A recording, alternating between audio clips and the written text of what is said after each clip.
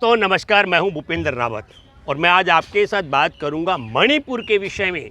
मणिपुर के मामले पर जहां संसद के अंदर देश का प्रधानमंत्री मां बोलने के लिए तैयार नहीं हुआ। जब हमारे देश के प्रधानमंत्री फ्रांस में थे तो यूरोपियन यूनियन की संसद में मणिपुर का मामला उठा। ब्रिटेन में उठ चुका है, लेकिन भारत की संसद में प्रधानमंत्री मुंह खोलने के लिए तैयार नहीं है। क्या कारण है? इसके पीछे आपको समझना पड़ेगा। मणिपुर में आदिवासियों के साथ जो बर्बरता हो रही है गैर आदिवासियों के माध्यम से, उसके पीछे पूरा संघ परिवार और उसकी सरकार, उसके गुंडे तैनात हैं। और ये कैसे, मैं आपको बताता हूं। 4 मई को पुलिस की हिरासत में थोबन जिला है मणिपुर का, वहां नोकपोक सेमकाई पुलिस के हिफाजत में थे जो लोग, 3 महिला और 2 पुरुष। उनको 800 से 1000 गैर आदिवासी अपहरण करके ले गए आदिवासियों का। और उनमें जिनका अपहरण किया गया, आज कारगिल दिवस है, कारगिल को विजय करने वाले सूबेदार की पत्नी का भी अपहरण कर दिया गया। और उन तीनों महिलाओं को नग्न किया गया। और यही नहीं, एक 19 साल का लड़का अपनी बहन की हिफाजत के जब आगे बढ़ा, उसकी वहीं पर हत्या कर दी गई। ये 4 मई का मामला है, थोबन जिला के मणिपुर का। पुलिस ने उनको बचाने के लिए और पुलिस फोर्स नहीं बुलाई, ये जांच का विषय है। पुलिस ने एफआईआर दर्ज नहीं की कि हमारे हिरासत में थे, हमारे सुरक्षा में थे ये 3 महिला और पुरुष, इनका अपहरण कर दिया गया, हत्या कर दी गई, नग्न परेड कर दी गई, महिलाओं की गैंग रेप किया गया, मुकदमा दर्ज नहीं किया। इस 4 मई की इस बर्बरता के बाद 18 मई को गांव के जागरूक लोगों के, जब लोग होश में आए तो एक शिकायत दर्ज कराई गई, लिखित शिकायत। लेकिन 18 मई को की गई लिखित शिकायत का भी मुकदमा 21 जून को, घटना के 49 दिन बाद एफआईआर दर्ज की गई। तो कौन ताकत है कि मणिपुर में भूतपूर्व सैनिक, कारगिल का विजेता, हमारे देश में सूबेदार की पत्नी को नंगा करने वाले, उसका 2 और महिलाओं को नंगा करने वाले, 2 महिलाओं के साथ में गैंग रेप करने वाले बलात्कारी अपहरणकर्ताओं के खिलाफ मुकदमा दर्ज करने में 49 दिन क्यों लगाए गए? इसकी जांच होनी चाहिए, क्योंकि इस मामले को हमारे देश के मुख्य न्यायाधीश सुप्रीम कोर्ट के वो सुन रहे हैं। मैं उनसे अपील करता हूं, जांच यहां से शुरू होनी चाहिए कि 4 मई को जब अपहरण हुआ तो 4 मई को अपहरण करने के बाद उन्हें नग्न करना, उनसे गैंग रेप करना, हत्या करने का मुकदमा दर्ज न करने वाले पुलिस के खिलाफ मामला दर्ज किया जाना चाहिए। और बिना राज्य और केंद्र सरकार की इजाजत के बगैर कोई भी पुलिसकर्मी इतनी बड़ी गिरी हुई हरकत नहीं कर सकता है कि पुलिस की हिरासत में, सुरक्षा में जो लोग हों उनका अपहरण करके ले जाए भीड़ और पुलिस छुट्टा छोड़ दे हत्या करने के लिए, बलात्कार करने के लिए, नंगी परेड करने के लिए। ये कभी हुआ नहीं है। इसीलिए कहते हैं कि मोदी है तो मुमकिन है, कुछ भी हो सकता है। और फिर दूसरी बात है, 18 मई को की गई शिकायत पर 21 जून तक मुकदमा दर्ज न करने का क्या कारण है? और तब मैं आपके माध्यम से कहना चाहता हूं, प्रधानमंत्री नरेंद्र मोदी संसद में मुंह नहीं खोलना चाहता है। आदिवासियों का जिस प्रकार वहां हुआ, एक कारगिल के विजेता सूबेदार की पत्नी, उस फौजाइन का नंगा नहीं किया गया। मैं भूपेंद्र रावत ये मानता हूं कि देश के लाखों फौजियों की पत्नियों को निर्वस्त्र करके अपमानित करने का काम संघ की सरकार और संघ के भाजपाई गुंडों ने किया है। मैं दूसरा जिक्र करता हूं, ये सिर्फ 2 आदिवासी महिला, उनके साथ नग्न परेड करके बलात्कार का मामला नहीं, बल्कि पूरे भारत की महिलाओं को नग्न करने का है। नहीं तो करोड़ों आदिवासी महिलाओं का मामला। मैं ये मानता हूं यह आदिवासियों का अपमान है। मैं मानता हूं यह हमारे देश के संविधान की आत्मा का हत्या है, महिलाओं के सम्मान की हत्या है, लोकतंत्र की हत्या है। और मैं तो ये मानता हूं कि इंसानियत की हत्या है। और जिस प्रकार 49 दिन तक एफआईआर दर्ज नहीं की गई, और नरेंद्र मोदी तो अभी 20 जुलाई को जब हमारे देश के मुख्य न्यायाधीश ने कहा कि अगर सरकार एक्शन नहीं लेगी तो हम एक्शन लेने के लिए तैयार हैं, तब उसके बाद देश के प्रधानमंत्री का मुंह खोलना, और जो हमारे देश की महिला बाल विकास मंत्री है स्मृति ईरानी, उसकी याददाश्त का वापस आना और उसका कुछ बोलना कि मैंने मुख्यमंत्री जी से बात कर ली है, तब मुझे लगता है कि मुख्य न्यायाधीश को जांच के दायरे में यह लाना चाहिए कि नरेंद्र मोदी इतनी अवधि तक मौन क्यों रहा। यदि नरेंद्र मोदी को यह जानकारी नहीं दी गई कि मणिपुर में 4 मई को हमारे देश के भूतपूर्व सैनिक कारगिल युद्ध विजेता सूबेदार की पत्नी को नंगा किया गया, आदिवासी महिलाओं को नग्न करके उनकी परेड लगाई गई, उनके साथ गैंग रेप किया गया, एक बच्ची की हिफाजत करने के लिए उसका भाई आया, उसकी हत्या कर दी गई, और ये सब पुलिस की मौजूदगी में पुलिस के साथ से उनको ले जाया गया। अगर नरेंद्र मोदी को यह जानकारी नहीं है तो ऐसे नालायक को 1 मिनट भी कुर्सी पर रहने का हक नहीं है। और अगर ये सारी जानकारी है तो मुख्य न्यायाधीश जी, मैं अपील करता हूं, ये अपील इसलिए करता हूं कि 5000 ज्यादा राइफल और लाइट मशीन गन जो मणिपुर पुलिस के प्रशिक्षण केंद्र में और पुलिस रिजर्व फोर्स के पास थे, वह सब के सब गैर आदिवासियों के पास सौंप दिए गए। 6,32,000 गोली, आंसू गैस के गोले उनके हवाले कर दिए गए ताकि वह आदिवासियों का नरसंहार कर सकें। इसलिए, और यह बिना राज्य और केंद्र सरकार के कतई संभव नहीं हो सकता। अगर यह राज्य सरकार ने किया, बीरेन सिंह ने किया, तो क्यों नहीं नरेंद्र मोदी की सरकार ने मणिपुर की सरकार को बर्खास्त करके उसे जेल में डाला। और इसका मतलब है, यह जांच का विषय है कि केंद्र की और राज्य सरकार किस तरीके से आदिवासियों का नरसंहार कराना चाहती है, यह भी जांच का विषय है।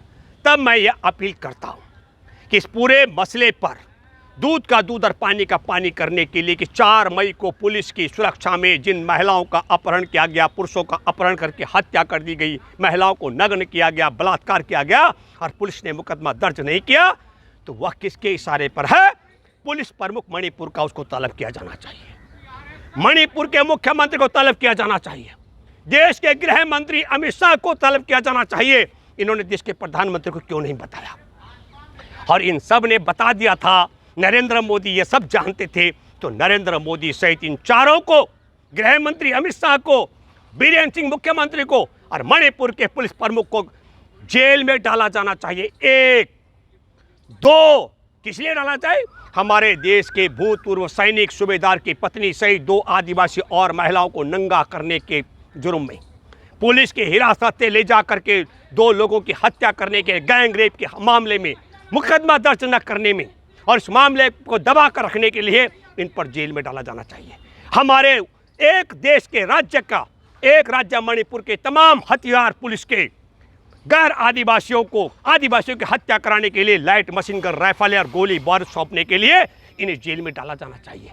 और तीसरी बात मैं करना चाहता हूँ, तत्काल मणिपुर में सेना बहाल की जानी चाहिए और सेना की अगुवाई में घर घर सर्च किया जाना चाहिए ताकि 5000 से अधिक राइफल और लाइट मशीन गन और गोला बारूद बरामद करके जो आदिवासियों का नरसंहार किया जा रहा है उससे उनको बचाया जा सके। और मैं आपके माध्यम से एक बात बहुत जोर से और दावे के साथ कहना चाहता हूँ, क्या मणिपुर सीमांत राज्य में आदिवासियों को इसलिए दंड किया जा रहा है भाजपा आरएसएस के गुंडों के द्वारा, सरकार के द्वारा, कि वह भारत में रह रहे हैं? तो क्या चाहते हैं आप कि मणिपुर के आदिवासी बगावत करके देश के खिलाफ जाएं? लेकिन मैं आपके माध्यम से कहना चाहता हूं, यह देश की आज़ादी के जंग में अंग्रेजों के संग थे और देश की आज़ादी के बाद आज मैं बताना चाहता हूं, हमारे लिए तो सौभाग्य की बात है कि इंदिरा गांधी ने पाकिस्तान के 2 हिस्से करके बांग्लादेश बना दिया। अगर नहीं बनाते तो इतने बड़े पाकिस्तान की सीमा पर सुरक्षा के लिए कितना खर्चा हमको बहन करना पड़ता। ये बात मैं इसलिए करना चाहता हूं, आज हमारे देश के अंदर अग्निवीर 4 साल के लिए सैनिकों को तैनात करने पर नेपाल ने अपने सैनिकों को भारत की सेना में भर्ती करने से मना कर दिया। दूसरी 1700 किलोमीटर ज़्यादा का मामला है। दूसरा बात, नेपाल में भारत के रुपए का प्रचलन बंद कर दिया गया, यह है विश्व गुरु बनने की ताकत। तीसरी बात, नेपाली अब भारत की सेना में भर्ती होने के बजाय चीनी सेना में भर्ती होने जा रहे हैं। यह है देश के साथ, और मैं कहना चाहता हूं कि चीनी सरकार से, चीन से सुपारी लेकर नरेंद्र मोदी ने योजनाबद्ध तरीके से हमारे देश की सेना को कमजोर करने के लिए अग्निवीर में तब्दील किया। और दूसरी बात, हमारा जो समझौता था 1947 का, नेपाल के साथ में नेपाली हर साल 40,000 नेपाली गोरखा भारत की सेना में सैनिक हैं और हर साल 1700-1800 से ज़्यादा सैनिक भर्ती होते थे। पिछले 4 साल से भारत की सेना में नेपाली गोरखाओं ने भर्ती होना बंद कर दिया है। तब देश में खास करके मैं भूतपूर्व सैनिकों से, सेना के आला अधिकारियों से, सेना के अधिकारी रह चुके आप सबों से अपील करता हूं, ये नरेंद्र मोदी देश के साथ गद्दारी कर रहा है, ये सेना को कमजोर कर रहा है, नेपाल को भारत का दुश्मन बना रहा है। हमारे देश में कोई ताकत नहीं है। खरबों रुपए का खर्च आएगा 1700 किलोमीटर लंबी सीमा की हिफाजत के लिए, और ठीक वही स्थिति मणिपुर में भी की जा रही है।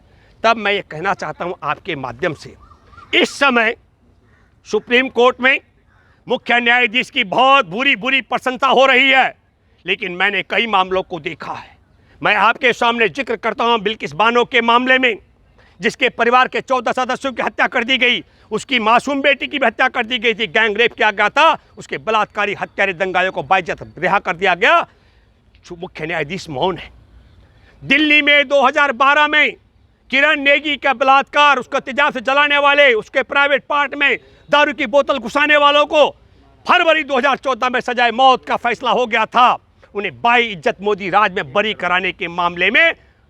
और तीसरी महत्वपूर्ण बात मैं आपके माध्यम से कहना चाहता हूं, जो पहलवान बेटियां, दादी माँ भी नहीं बता पाती है कि मेरा कभी यौन शोषण हुआ, पहलवान बेटियां सड़कों पर, यहाँ दिल्ली की जंतर मंतर पर ऐलान करती रही, सार्वजनिक तौर पर कहती रही कि यौन शोषण करने वाला भाजपाई सांसद है। उस मसले पर जिस प्रकार की सुनवाई मुख्य न्यायाधीश ने की है, मैं यकीनी तौर पर कह सकता हूं चंद्रचूड़ साहब कि अगर मेरी शक्ल खराब हो तो मैं क्रीम पाउडर लगा करके अपना चेहरा चमकाता हूं, मैं आपके फैसलों को कुछ रूप में देखता हूं। अग्नि परीक्षा है इस समय। मणिपुर को बचाने का एक ही तरीका, सबसे पहला तरीका है कि जो हथियार सौंपे गए हैं मणिपुर की सरकार के द्वारा गैर आदिवासियों को हत्या करने के लिए, उनकी बरामदगी कराने की जिम्मेदारी सुप्रीम कोर्ट की है। मणिपुर के आदिवासियों की हत्या कराने के लिए जो हथियार सौंपने का काम वहां की सरकार ने किया, वहां के मुख्यमंत्री को जेल में डालने की जिम्मेदारी आपकी है। वहां एफआईआर दर्ज न करने वाले 4 मई की बर्बरता को लेकर के एफआईआर पर दर्ज न करने में आनाकानी करने का काम करने पर पुलिस प्रमुख को जेल में डालने की जिम्मेदारी आपकी है।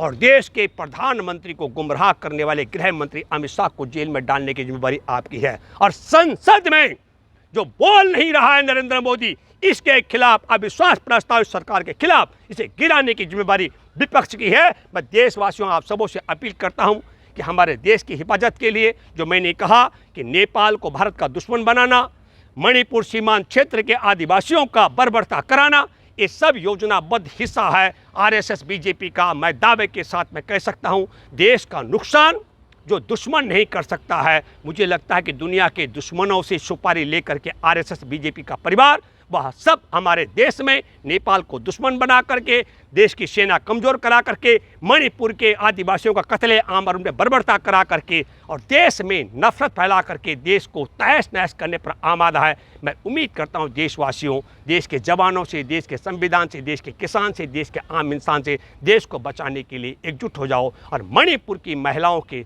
आवाज़ में सबके सब आवाज़ मिलाओ। धन्यवाद। जय हिंद, जय जवान, जय किसान, जय संविधान।